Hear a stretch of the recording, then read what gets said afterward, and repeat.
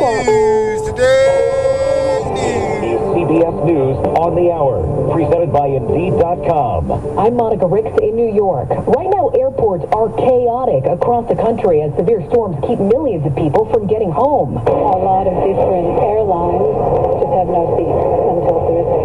So here we are, we're camped out in the Newark airport. Thousands of flights have been delayed and canceled, and it is just going to get worse.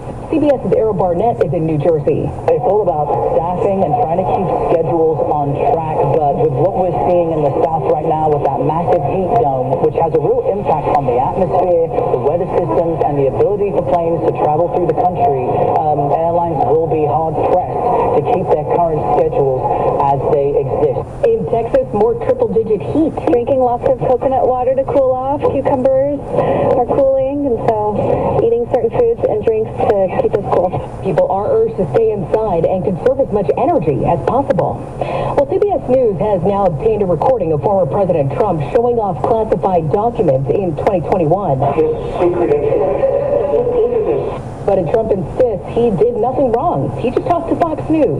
We did absolutely nothing wrong. This is just another hoax. It's called, I would say, election interference more than anything else. He is facing dozens of federal charges for mishandling classified material. An initial trial date is set for August, but the Justice Department has asked the judge to push it to December. A couple high-stakes election rulings today at the Supreme Court. First, justices said that North Carolina will have to redraw its congressional maps that currently favor Republicans. Frankly, democracy dodged a bullet today. Law professor Evan Carmichael wrote a brief on behalf of states' rights. One thing it's showing is, despite the clear move towards the right of this conservative court, there still is at least a centrist move to say, hey, we've got to be careful about rules governing democracy. The High Court also ruled states don't have ultimate authority over federal elections. Nearly 4 years after his death, the Justice Department released a new report today on Jeffrey Epstein's suicide. Here's CBS's Robert Legary. According to the report, the night before Epstein's death, prison staff had not performed adequate checks on all inmates, did not ensure Epstein had a proper roommate as required by prison officials, and allowed him to have excess bedding in his cell, which officials ruled at the time he used to hang himself. Well, Netflix is getting a lot of backlash now for announcing that it's adding Titanic to its library soon.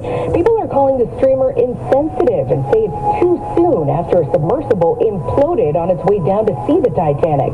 All 5 people on board died. The movie gets added this weekend. This is CBS News.